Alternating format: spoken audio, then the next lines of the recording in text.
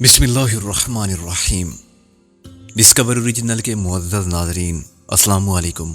اب کس نمبر 655 ملاحظہ فرمائیں۔ جھوٹ سچ کا علم تو تمہیں ہوگا، یہ ان کی رائے تھی، اور بھی نہ جانے کس کس کا یہ خیال ہوگا، یا ممکن ہے یہ دونوں تمہارے خلاف زہر افشانی کرتے ہو۔ کیپٹن امید نے سر ہلایا۔ مجھے پہلے بھی رپورٹ ملی تھی کہ میرے خلاف باتیں ہوتی ہیں، لیکن کون کرتا ہے یہ آج معلوم ہوا۔ مجھے انہی دونوں پر شک تھا، ان کا سابقہ ریکارڈ بھی زیادہ اچھا نہیں تھا۔ خیر تم جابر سے کیوں ملنا چاہتے تھے؟ میں نے کہا مجھے اسے یہ معلوم کرنا ہے کہ اس نے ہمارے خلاف تو کچھ نہیں بکا، وہ ہماری اصلیت سے واقف ہے، ایسا نہ ہو کہ وہ سب کے سامنے بتا دے۔ کیپٹن حمید نے کہا گویا تم باہمی مفاد کا سودا کرنا چاہتے ہو۔ ہاں، ابھی تک اگر ہمارے متعلق کسی کو تمام حقائق کا علم ہے تو وہ تم ہو، اور جابر کے بارے میں تم کو میں نے ہی بتایا تھا۔ تم چاہتے ہو میں اسے چھوڑ دوں؟ یہ تمہاری مرضی پر منحصر ہے۔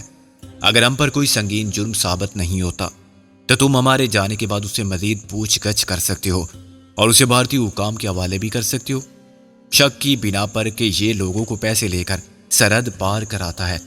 اس کے پاس سفارت خانے کی گاڑی تھی جسے یہ ناجائز کام کے لیے استعمال کر رہا تھا، اور چاہو تو کسی گمنام ٹیلی فون کال کا حوالہ دے سکتے ہو کہ غالباً اس نے شرما جی کو قتل کیا ہے، جن کا یہ ڈرائیور تھا۔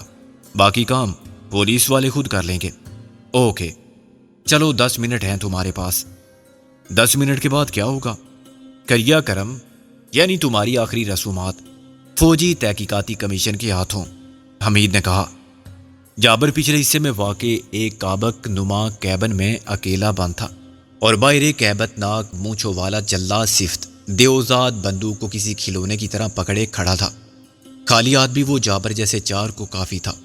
اس نے کیپٹن امید کو سیلیوٹ کیا اور حلق سے چند ناقابل فہم آوازیں نکال کے اشاروں میں کچھ سمجھانے لگا۔ وہ گونگا تھا۔ حمید نے اس کی بات سمجھتے ہوئے سر ہلایا۔ اچھا ٹھیک ہے، میں سمجھ گیا، بالکل ٹھیک کیا تم نے۔ میں نے کہا یہ کیا کہہ رہا تھا؟ جابر نے خودکشی کی کوشش کی تھی۔ کیسے؟ چادر بنا کے رسی بنا لی تھی اور چھت کی کڑی سے لٹک کر پھانسی دینا چاہتا تھا خود کو، مگر پرانی چادر کی رسی مضبوط ثابت نہ ہوئی۔ جب اس نے لات مار کر کرسی ہٹائی جس پر وہ گلے میں پھندا ڈال کر کھڑا ہوا تھا تو فرش پر گرا۔ اس کی چیخ سن کر یہ اندر گیا تو وہ ٹانگ پکڑے بیٹھا تھا جس ٹانگ میں گولی لگی تھی۔ میں نے کہا چلایا کیوں تھا؟ دوسری کوشش کرتا؟ یہ اسی سے پوچھ لینا، حمید نے کہا۔ جابر ننگے فرش پر خود بھی ننگا بیٹھا تھا۔ اس کی حفاظت پر مامور شخص نے حفظ ما تقدم کے طور پر نہ صرف یہ کہ کیبن میں سے بستر چادر وغیرہ ہٹا دیے تھے، بلکہ اس کے کپڑے تک اتروا لیے تھے کہ کہیں وہ دوسری کوشش اپنی شلوار کے آزار بند سے نہ کرے۔ سوائے دیوار سے سر ٹکرانے کے اب اس کے پاس مرنے کا کوئی طریقہ نہ تھا، اور یہ مشکل ہی نہیں ناممکن طریقہ تھا، کیونکہ دیواریں لکڑی کی تھی۔ حمید کے لوٹ جانے کے بعد میں نے کہا جابر کو مجبور دیکھ کر مجھے خوشی ہو رہی ہے۔ لباس قدرت میں تم کو آزادی کا مزہ آ رہا ہوگا، اتنے آزاد تو ہم بھی نہیں ہیں۔ اس کی ساری اکڑ فون ختم ہو چکی تھی۔ سکندر صاحب، آپ کچھ کرو ورنہ یہ لوگ ہمیں مار ڈالیں گے۔ اب میں کیا کروں؟ یہ سب تمہارا ہی کیا دھرا ہے جو سامنے آ رہا ہے، میں نے کہا۔ البتہ میں ایک کام کر سکتا ہوں۔ اس نے پر امید نظریں اٹھائیں۔ وہ کیا؟ میں تم کو فرار ہونے کا موقع فراہم کر سکتا ہوں۔ باہر جو موت کا فرشتہ کھڑا ہے اس سے نمٹنا تمہارا کام ہے۔ وہ مایوس نظر آنے لگا۔ میں نے ایک کوشش کی تھی، تم ایک کوشش اور کر سکتے ہو، دوسری ٹانگ ابھی باقی ہے۔ تم مذاق کر رہے ہو؟ وہ کرا کے بولا۔ میں نے کہا مذاق کیسا؟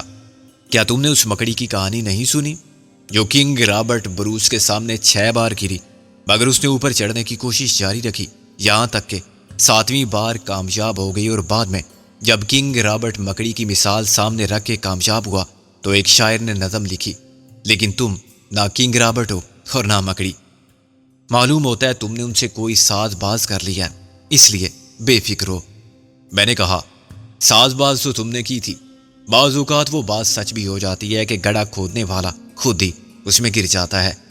تم ہمیں دھوکہ دے کر نکلنا چاہتے تھے، دیکھو تقدیر نے کیسا پھنسایا ہے تمہیں۔ مجھ سے غلطی ہوئی، میں مانتا ہوں، اب ماننے کا فائدہ؟ میں نے کہا آخری وقت میں توبہ بھی قبول نہیں ہوتی، اور تم کس غلطی کی بات کر رہے ہو؟ تمہاری تو یہ زندگی بھی تمہارے باپ کی ایک غلطی تھی جو تم ساری عمر کرتے رہے. وہ گناہ تھے یا جرائم تھے؟ اخلاقی اور قانونی جرائم. ایسی وقت میں آدمی کو وہ سب یاد آتا ہے جو اس نے زندگی کے اختیار، طاقت اور غرور میں کیا ہوتا ہے. جب وہ زمین پر یوں اکڑ کر چلتا تھا جیسے اسے پھاڑ دے گا، اور یہ نہیں سوچتا تھا کہ زمین ہی اسے کھائے گی. صبح سزائے موت پانے والے زندگی کی آخری رات میں خود اپنے اعمال کا حساب کرتے ہیں اور توبہ کرتے ہیں، مگر اس سے کچھ حاصل نہیں ہوتا. اس نے سر جھکا لیا. میں مانتا ہوں، میں کاجل سے معافی مانگنے کو تیار ہوں. میں نے تلخی سے کہا، کیا معافی سے اس کو وہ سب مل جائے گا جو تم نے اس سے چھینا تھا؟ ایک عورت کے پاس اس غرور کے سوا ہوتا ہی کیا ہے کہ وہ آبرو مند ہے. اگر یہی سب کچھ کوئی تمہاری بہن کے ساتھ کرتا اور بعد میں کہتا سوری، تو کیا تم مطمئن ہو جاتے؟ تمہاری بہن کی عزت اسے واپس مل جاتی، وہ عزت جو اپنے لیے وہ اپنی نظر میں رکھتی تھی. پھر تم ہی بتاؤ میں کیا کروں؟ وہ رونے لگا. میں نے کہا، ہم سب ایک چانس لے سکتے ہیں. کیسا چانس؟ وہ سر اٹھا کے بولا. وہ کون شخص تھا جس نے ہمارے بارے میں مخبری کی؟ وہی جسے تم نے اپنا بھائی بتایا تھا. وہ بھائی نہیں تھا میرا، مجھے معلوم ہے. تم تفتیش کے دوران اس کا نام پتہ بتا دو اور کہو کہ اس نے جھوٹ بولا تھا. اس سے کیا ہوگا؟ یہ لوگ اسے پکڑ لائیں گے اور اسے جھوٹ بولنے کی سزا دیں گے. یہی ایک صورت ہے ہمارے بچنے کی. جابر نے نفی میں سر ہلایا. اس کا سچ ثابت ہو گیا ہے. میں نے کہا، کیا ثابت ہو گیا ہے؟ ابھی کچھ ثابت نہیں ہوا. ان کو نہ ہمارے بارے میں کچھ معلوم ہے، نہ تمہارے متعلق. غلط خیال ہے تمہارا. انہیں معلوم ہو گیا ہے کہ تم سکندر ہو، باقی سب کے نام بھی. میں نے کہا، نام سے کچھ نہیں ہوتا. سکندر اعظم سے لے کر سکندر بخت تک ہزاروں نام کے سکندر گزرے ہیں. انہیں ابھی تک یہ نہیں معلوم کہ میں کون سا سکندر بخت ہوں. انہیں میرے ساتھیوں کے کارناموں کا علم نہیں. وہ سمجھتے ہیں کہ ہم جال سازی کے سوا کسی جرم میں ملوث نہیں اور جعلی پاسپورٹس پر غلط ناموں سے سفر کر رہے تھے. تم ان کو یقین دلا سکتے ہو کہ پاسپورٹ اصلی ہیں. وہ میری بات کب مانیں گے؟ مانیں گے جب تم بتاؤ گے کہ تم سفارت خانے کے ملازم ہو اور شرما جی کے ڈرائیور ہو. شرما جی کے بارے میں تو ابھی ہمارے سوا کوئی بھی نہیں جانتا کہ وہ سورگ یا نرک میں ہیں. تم ذرا روب سے بات کرنا کہ شرما جی کوئی معمولی آدمی نہیں ہے. چنانچہ ان کے ڈرائیور کا بال بھی بیکا ہوا تو ان سب کی وردی اتر جائے گی جیسے تمہاری اتری ہے. تم تصدیق کر سکتے ہو کہ پاسپورٹ اصلی ہیں کیونکہ خود تم نے بنوا کے دیے تھے. میں نے کہا، کیا تمہارے پاس شناختی کارڈ نہیں ہے؟ ہے، میں دکھا چکا ہوں. وہ بولا. بس تو کام بن گیا. ان کا تو باپ بھی مانے گا کہ تم خاص آدمی ہو اور وہ مجبور ہو جائیں گے تم کو چھوڑنے پر. ان سے کہنا کہ وہ چاہیں تو کسی بھی سفارت خانے سے تصدیق کر لیں، بنگلہ دیش کے سفارت خانے سے یا نیپال کے سفارت خانے سے. شرما جی کے ڈرائیور کو سب ہی جانتے ہوں گے. اس کا اعتماد بحال ہونے لگا تھا. بالکل جانتے ہیں. میں شرما جی کے خاص پیغام لے کر دلی بھی جاتا تھا. Very good. تم ہمیں بھی بچا سکتے ہو اور خود بھی بچ سکتے ہو. ہم اعتراف کر لیں گے کہ پاسپورٹ میں ہمارے نام غلط ہیں. ہم سمجھے تھے کہ انڈین نیشنل کی حیثیت سے ہم زیادہ آسانی سے سرحد عبور کر جائیں گے. در حقیقت ہم مسلمان ہیں. جان بچا کے فرار ہو رہے تھے اور پاکستان جانا چاہتے تھے. اس کے بعد وہ ہمیں کچھ نہیں کہیں گے. سینکڑوں ہزاروں مسلمان روز نیپال جاتے ہیں. اور میرا کیا بنے گا؟ وہ مجبور ہوں گے تم کو باعزت طور پر واپس جانے دیں گے. ایک معمولی کیپٹن میں اتنی ہمت نہیں کہ تمہیں نقصان پہنچائے. وہ شیخی زیادہ بگاڑتا ہے اور چیخ چلا کے اپنی دہشت قائم کرنے کی کوشش ضرور کرتا ہے، مگر تم بھی جانتے ہو کہ اس کا کام صرف چیک کرنا ہے. کسی کو سزا وہ کیسے دے سکتا ہے؟ چیکنگ کے دوران کوئی مشکوک شخص پکڑا جائے تو اس کی صرف اتنی ذمہ داری ہے کہ اسے قانون کے حوالے کر دے. تم نے ٹھیک کہا. جابر بولا. مجھے صرف 10 منٹ کے لیے تم سے بات کرنے کی اجازت ملی تھی. میں نے گھڑی دیکھ کر کہا، ہمارا مقدمہ ایک عدالت کے سامنے پیش ہوگا. عدالت؟ ایسی کی تیسی ان کی. میں نے کہا، غصے میں مت آؤ. وہ صرف تفتیش کریں گے یہ معلوم کرنے کے لیے کہ ہم سچے ہیں یا جھوٹے، مشکوک ہیں یا نہیں. ہمیں پولیس کے حوالے کیا جائے یا چھوڑ دیا جائے، اس سے زیادہ نہ ان کے اختیارات ہیں اور نہ وہ کچھ کرنے کا ارادہ رکھتے ہیں. اس لیے میری بات دھیان سے سنو. تم کو بیان دیتے وقت صرف یہ کہنا ہے کہ ہم مسلمان ہیں اور تم نے ہمیں سرحد عبور کرانے کی ذمہ داری قبول کر لی تھی. پیسہ لے کر؟ یہ تمہاری مرضی کہ ہمیں اپنا دوست رشتہ دار کہو یا پیسہ لے کر ہماری مدد کرنے کی بات کرو۔ میں نے کہا تم یہ کہو گے کہ پاسپورٹ بنوانے کا مشورہ تم ہی نے دیا تھا، بلکہ پاسپورٹ خود تم ہی نے بنوا کے دیے تھے، کیونکہ تم سمجھتے تھے اس طرح ہم 100% محفوظ ہو جائیں گے۔ مزید یہ کہ ہمارے نام سکندر اور غالب وغیرہ نہیں ہے، پھر کیا نام ہے؟ فرض کرو میرا نام محمد علی، رابعہ ہوگی مسز محمد علی۔ مسلمانوں میں یہ بہت عام نام ہے۔ رابعہ کا اپنا نام زبیدہ یا سلطانہ بتا دینا، ایک نام طے کر لو۔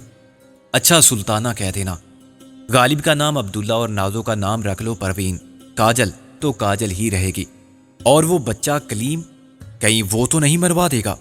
میں اسے سمجھا دوں گا، ابھی تک کسی نے اس سے کچھ نہیں پوچھا ہے۔ میں نے کہا میرا خیال ہے کہ حمید دروازے سے لگا سب کچھ سن رہا تھا۔ میری بات ختم ہوتے ہی وہ اندر آ گیا۔ 10 منٹ ہو گئے، اس نے دھاڑ کے کہا۔ باہر آ کے میں نے کہا تھینک یو۔ اس نے کہا ٹھیک کر لیا ہے نا؟ ہاں بس تم یہ کرنا کہ سب کو الگ الگ بلانا، اس کا بیان الگ لینا۔ میں نے کہا یہی ہوگا۔ حمید نے مجھے یقین دلایا، طریقہ بھی یہی ہے۔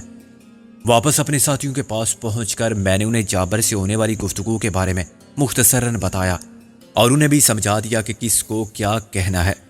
آخر کتنے نام بدلیں گے ہم؟ خاتون، آپ ایک گلاب ہیں، آپ کو کسی بھی نام سے پکارا جائے آپ کو کیا فرق پڑتا ہے؟ غالب نے کہا جیسے نام رکھنے سے یہ مرزا غالب نہیں بنا۔ میں نے کہا الٹا مرزا غالب کے نام کو بدنام کیا۔ نازو بولی۔ غالب نے کہا بدنام تم نے کم کیا ہے مجھے؟ میں نے کیا بدنام کیا ہے؟ نازو تیوری پر بل ڈال کے بولی سب باتیں کرتے ہیں کہ کیسا کاٹ کا الو ہے، عقل ماری گئی ہے، دماغ ہوتا تو اس پر مرتا، اس کی صورت نہ شکل۔ نازو کا پارا چڑھنا لازمی تھا۔ کبھی اپنی شکل دیکھی ہے میرا بیٹا بالکل میرے جیسا ہوگا، اگر اسے کچھ کہا تم نے تو کیا کرو گے؟ میں نے اس سے کہا کیونکہ اب نازو کو خفت، شرم اور بے بسی نے لاجواب کر دیا تھا۔ غالب نے سر کھجایا، پھر میں بیٹی کو ترجیح دوں گا۔ اس نے یوں نازو کی طرف دیکھ کر کہا کہ مفہوم سب پر حیا ہو گیا، حالانکہ قدرت بھی شاہکار ایک بار ہی تخلیق کرتی ہے۔ رابعہ نے کہا بہت بدماش ہو تم غالب۔ غالب کو رنج بجا لایا اور بولا بس آنٹی، ہم جو کچھ ہیں آپ کی وجہ سے ہیں۔ اب رابعہ کے جھینپنے اور نازو کے ہنسنے کی باری تھی۔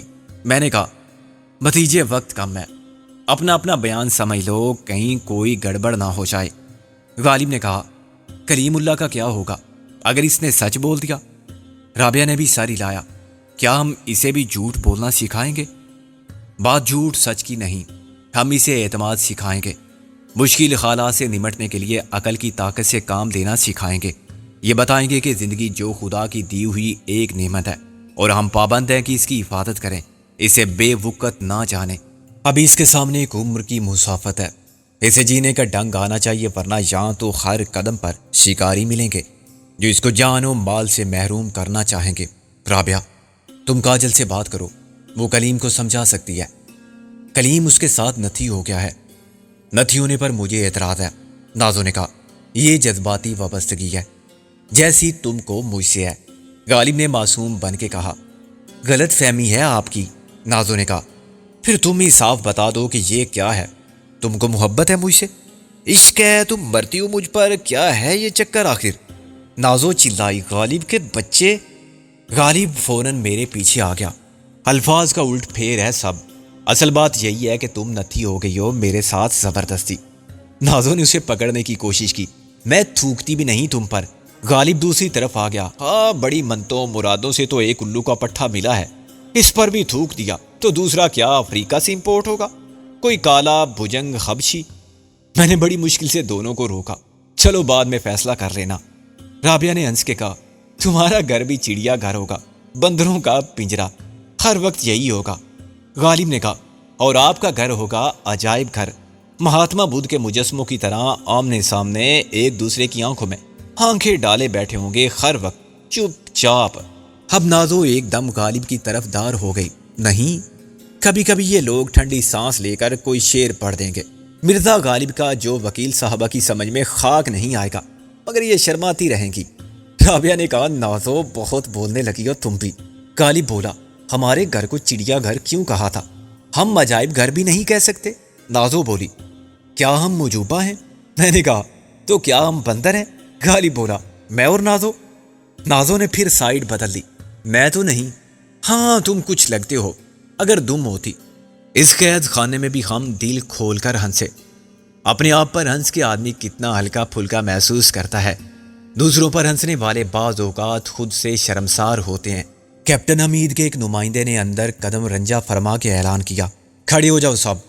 وہ بہت پستہ قد آدمی تھا۔ غالب نے کہا پہلے تم تو کھڑے ہو جاؤ دوست۔ ہم سب کو بیرک کے وسطی حصے میں لے جایا گیا۔ وہاں ایک میز کے پیچھے 3 کرسیوں پر 3 افسران تشریف فرما تھے۔ بنگالی مسلمان نائب صوبے دار اور مرہٹا کو کیپٹن حمید نے کورٹ آف انکوائری میں شامل کیا تھا۔ اس طرح کلیم بھی ملزمان میں شامل تھا۔ جابر کا بیان ہم سے پہلے لیا جا چکا تھا اور اسے بیرک میں واپس بھیج دیا گیا تھا۔ اس نے وہی کہا تھا جو میں نے اسے سمجھایا تھا، چنانچہ ہماری پوزیشن بہت بہتر ہو گئی تھی۔ سب سے پہلے میرا نمبر آیا اور میں نے بھی اپنے بارے میں جھوٹ کو سچ بنا کے پیش کیا۔ ایک کہانی سنائی کہ کس طرح ہمارا گھر اور خاندان بنگلہ دیش کی خانہ جنگی میں ختم ہوا اور کس طرح جابر نے ہماری جان بچائی۔ وہ سب خاصے متاثر ہوئے سوائے حمید کے، جو زیر لب مسکراتا رہا۔ میرے بعد غالب، رابعہ اور نازو کے بیانات ہوئے۔ بیان کے بعد جیرا سے فارغ ہو کے جو بھی واپس آتا تھا وہ بتاتا تھا کہ ابھی تک سب ٹھیک جا رہا ہے، لیکن میں کاجل اور کلیم اللہ کی طرف سے فکر مند تھا، کیونکہ وہ جھوٹ نہیں بول سکتے تھے، اور ہوا بھی یہی۔ کاجل کی باری آئی تو اس نے کہا کہ میرا بیان سب کے سامنے ریکارڈ کیا جائے، لیکن اس کی یہ درخواست مسترد کر دی گئی۔ یہ ضابطے کے خلاف ہے۔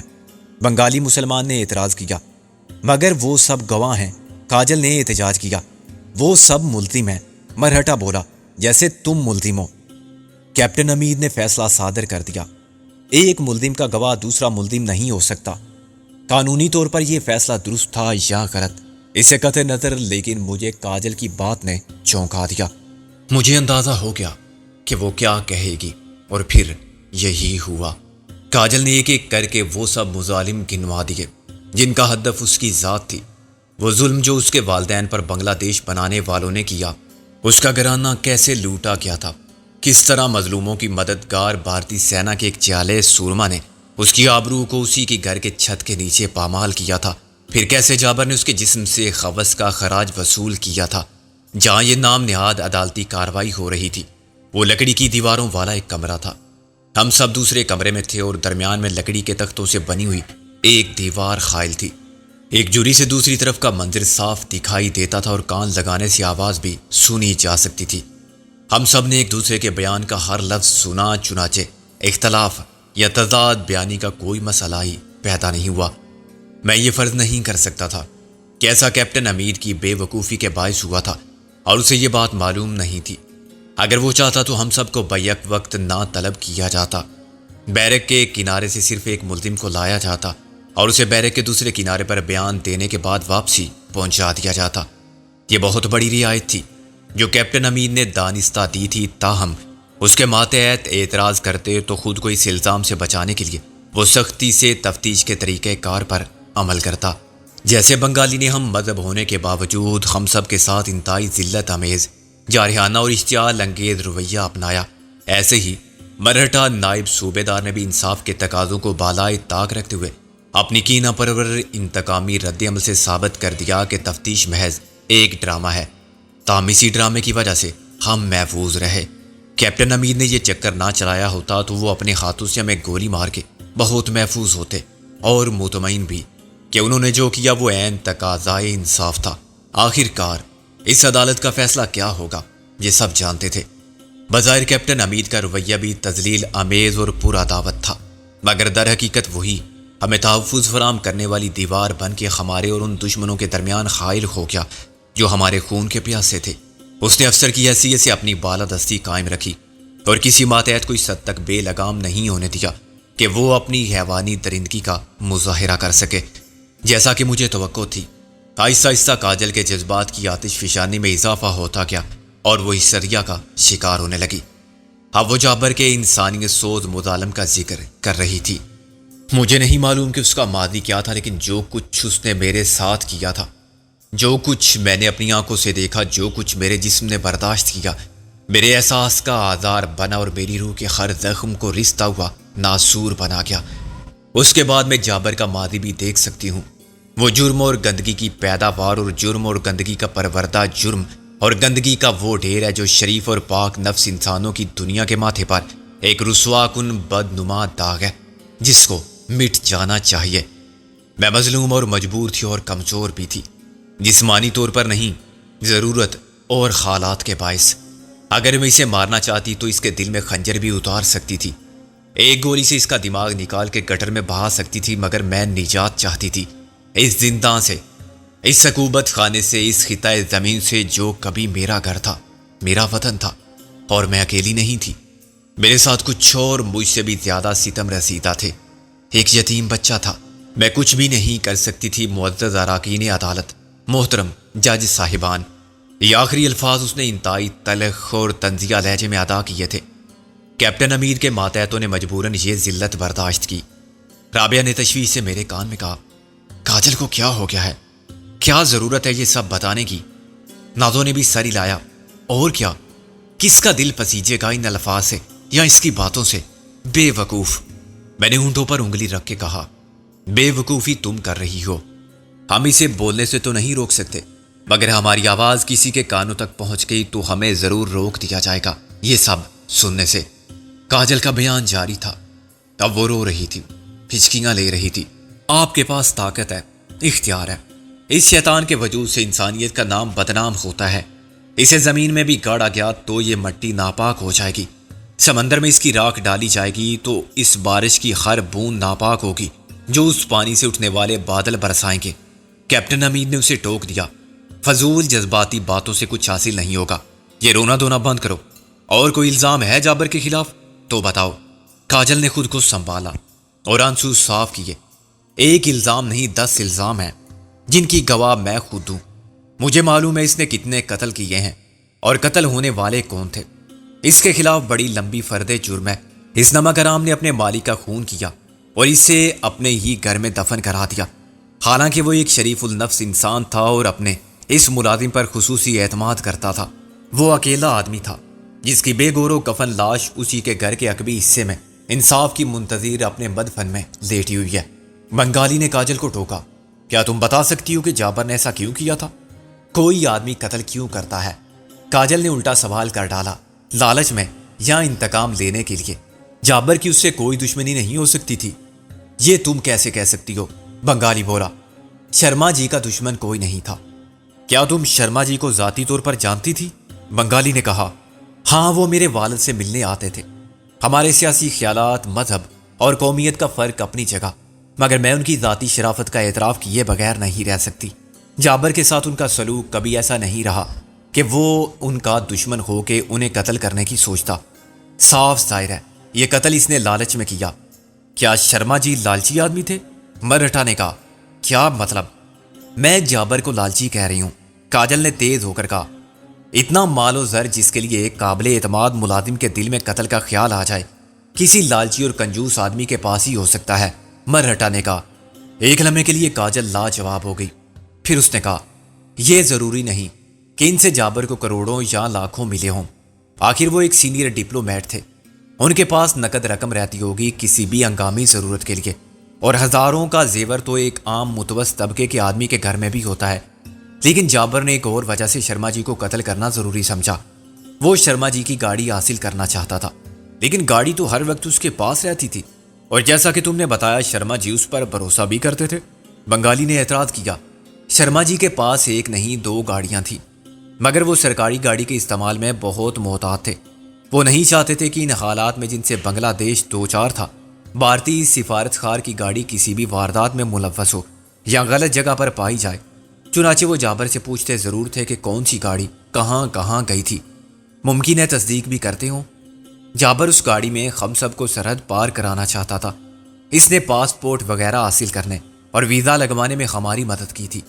اگر وہ شرما جی سے گاڑی مانگتا تو وہ صاف انکار کر دیتے اور بغیر بتائے نکل جاتا تو اس کی رپورٹ ہو جاتی، جبکہ جابر یہ کام خاموشی سے کر کے واپس پہنچ جانا چاہتا تھا تاکہ جلد از جلد ان کے غائب ہونے کی اطلاع متعلقہ حکام کو دے سکے۔ اس نے ہم سے تو بھاری معاوضہ لیا ہی تھا، یہ بھی معلوم کیا جا سکتا ہے کہ شرما جی کو مار کے اسے کیا ملا۔ کیا پولیس اس پر شک نہیں کرے گی؟ کیپٹن حمید نے کہا۔ شک کی اب گنجائش ہی کہاں رہی ہے؟ میں آپ کو بتا رہی ہوں کہ وہ قاتل ہے۔ اس نے لاش کو کہاں دفن کیا ہے مجھے معلوم نہیں کہ اس کے ارادے کیا تھے، وہ لوٹ کر واپس جانا چاہتا تھا یا نہیں، مگر وہ چالاک اور عیار آدمی ہے۔ اس نے اپنے خلاف کوئی ثبوت اور شہادت نہیں چھوڑی ہے۔ اس نے لاش کو بھی غائب کر دیا ہے۔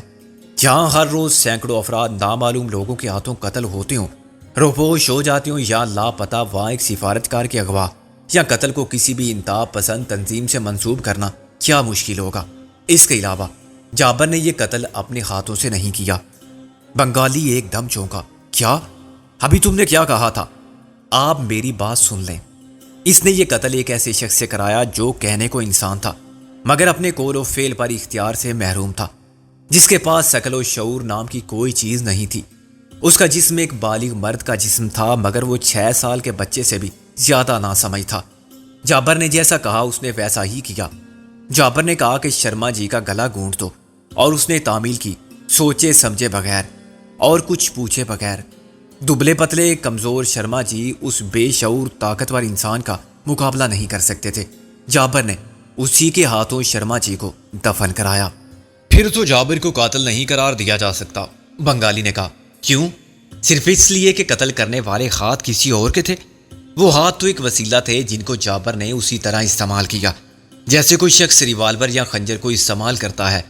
ریوالور کسی اور کا ہو، خنجر کا مالک دوسرا آدمی ہو، اس سے کیا فرق پڑتا ہے؟ اس ناسمجھ بچے کے ہاتھوں پر اختیار کس کا تھا؟ کیا وہ خود انہیں قتل کے لیے استعمال کر سکتا تھا؟ نہیں، اس کے ہاتھ جابر کے ہاتھوں میں تھے۔ اگر کوئی کسی اندھے کو قتل کرنے کے لیے سڑک پار کرانے کے بہانے لے جائے اور ٹریفک کے درمیان چھوڑ کے ہٹ جائے تو کیا وہ قاتل نہیں ہوگا؟ کیا یہ کہا جائے گا کہ مرنے والا اس لیے مارا گیا کہ وہ دیکھ نہیں سکتا تھا؟ کیا یہ قتل نہیں سمجھا جائے گا؟ جابر نے اس شخص کی طاقت کو بندوق سے نکلنے والی گولی کی طاقت کی طرح استعمال کیا۔ پھر جیسے کوئی اعلیٰ کار قتل کو غائب کر دیتا ہے، جابر نے بھی اس معصوم قاتل کو قتل کر دیا، خود اپنے ہاتھوں سے۔ وہ انسان نہیں، آلہ قتل تھا۔ میں بتا سکتی ہوں کہ وہ آلہ قتل کہاں ہے۔ میں وہ جگہ بتا سکتی ہوں جہاں ایک نہیں 3 لاشیں پڑی ہیں۔